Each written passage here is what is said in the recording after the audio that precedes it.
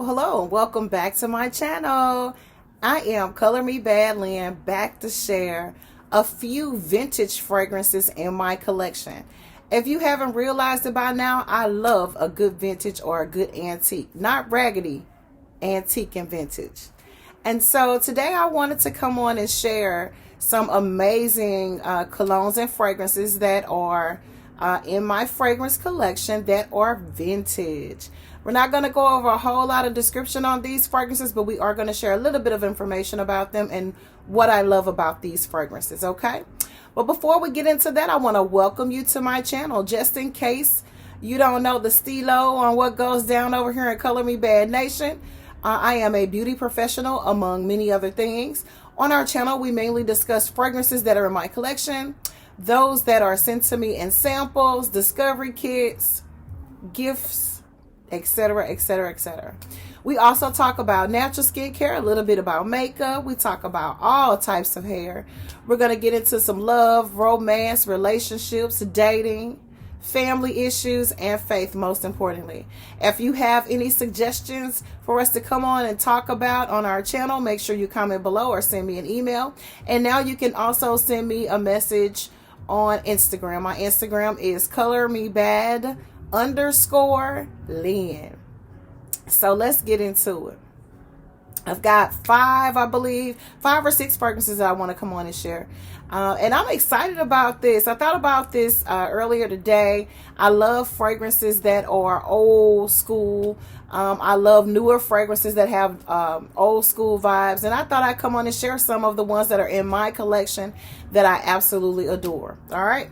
So our first fragrance that we want to share today is a fragrance called Maja. Okay. And this is the bottle. I've used a little bit of the juice, not too much. And this is so gorgeous, ladies. Anyone can wear this fragrance, but it's more of a feminine scent.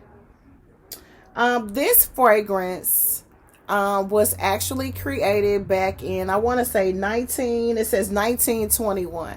So this is one of those old school that's been around for a long time.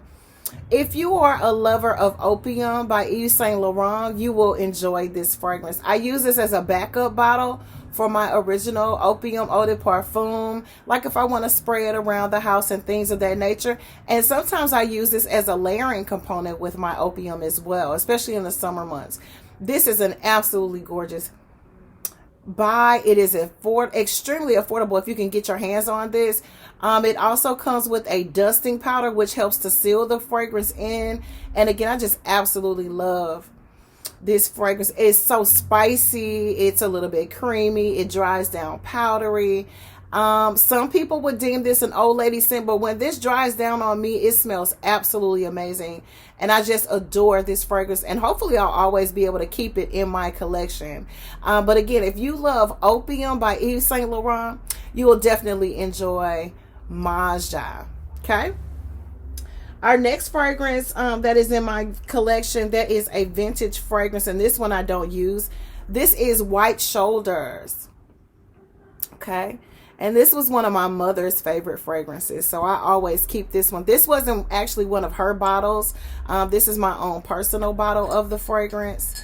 I decided to add this to my collection a little bit after she had passed on, and I just wanted to have this in my collection. I just love this fragrance so much. It's a really classic fragrance. It is a really beautiful aldehydic fragrance. It's a little bit animalic. This particular fragrance was actually created back in the 1930s. It doesn't tell us exactly what part of 1930s it was created, but it has been along for a very long time. It is from the company Evan. If you all are familiar with that particular company, those of you all who love to collect fragrances from all time periods, this is absolutely gorgeous. It's really beautiful. It has a note of African orange flower in it, which I really love. Lily of the Valley. Like I said, it is a aldehydic fragrance, so you don't need a lot of this fragrance. This is the splash version, but you don't need a lot of this. A little bit goes a very long way. It's just absolutely gorgeous, you guys. And this one is like a splash, so you would just hit it on your pulse points, And it's just so beautiful. When I wake up in the morning, I'll still smell this because I've already had my shower for the night. Again, white shoulders. My next fragrance that I want to share with you guys from my collection, this one is an actual unisex fragrance. And this one was created back in 1969. It's got a little bit of fingerprints on it. This one is Musk by Alyssa Ashley, and I'll bring it in just a little bit closer so you can see the bottle. Okay, if you love a really, really strong and potent musk scent, this is something that you may want to add to your collection. I like to use a little bit of a vanilla or aromatic oil when I use this fragrance because it is so strong, but it's a really, really pretty fragrance. Your first spray out of this one will be really, really strong. It's really, really beast mode, but it softens up about 30 minutes after you've had this fragrance on. You don't have to go heavy on your sprays with this fragrance. If you do, you'll knock somebody out. It is really, really strong. It is absolutely gorgeous. It's been compared to fragrances like Jovan Musk for women. I don't have that particular fragrance in my collection, but that's what I've been told that this has been compared to. But obviously this one, I believe, did come first because it was created in 1969. But it's just a beautiful, beautiful musk of a fragrance. Really, really gorgeous. If you're into your white musk fragrances, I highly recommend adding this to your collection. Again, that is Musk by Alyssa Ashley. My next fragrance is a gentleman's cologne, and this comes from the house of Halston. And this one is Halston 1 through 12, I believe. And this is for men. This one was created back in 1976. So this one has been around for a really, really long time. It's a really, really nice scent. It's really clean.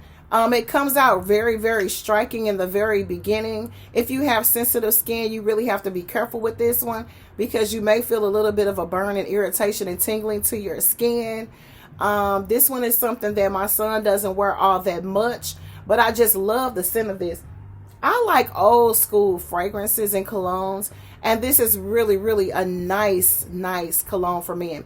It has a little bit of an aftershave vibe to it, but it also has a clean, fresh, refined scent after it dries down. And it's just really, really good. It's really good. You have to let this dry down, though. If you don't like a really strong and pungent scent, this is not something you would want to add to your collection. It's really, really beast mode.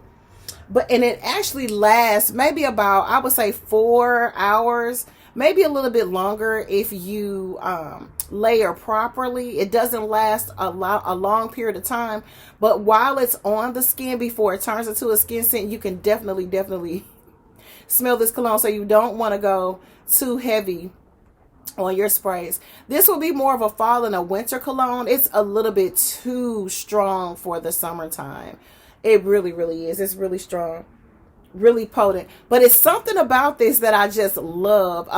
Like I said, when you first spray this out, it may be a little bit off-putting and you may go, I can't do this one. But it is a gorgeous, gorgeous cologne and scent from my vintage collection. My next fragrance in my vintage collection will be Halston Classic for Women. It looks like a chicken leg or something, right? This is not the original formulation of this fragrance, but it is similar to the original bottle. The color is a little bit lighter, of course. It has been reformulated. It's a little bit less potent than the original. I've been researching and trying to get my hands on the original. This one was created in 1975. Okay, this is another fragrance that I really, really love. That's just an old school scent. It's really, really heavy when you first spray it out, but because it's been reformulated, it doesn't have that real strong power that it did back in the day. So you may want to go a little bit heavier on your sprays if you want to get the full embodiment of this cologne. It is definitely for fall and winter time because it is strong. Really, really, really strong. But once it dries down, it turns into the most beautiful, elegant fragrance. You wouldn't know that right off the bat. Most people would say, I would never wear this. But once this dries down, it turns into something absolutely gorgeous. And I love this. I like to wear this during the springtime. I haven't worn much of this, but when I did wear it last, it was a day in the spring. I use a little bit of an orange or a tangerine body oil with this. And it kind of helped to smooth out those rough edges of the fragrance because it has been reformulated.